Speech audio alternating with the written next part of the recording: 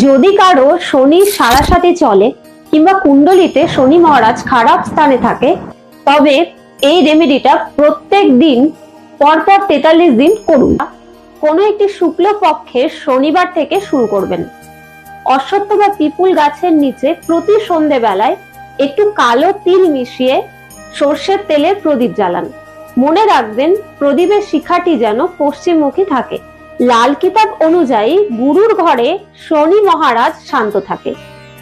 অশ্বত্থ বা পিপুল গাছ গুরু বা বৃহস্পতির প্রতীক, আর কালো তিল এবং সর্ষের তেল শনি মহারাজের প্রতীক।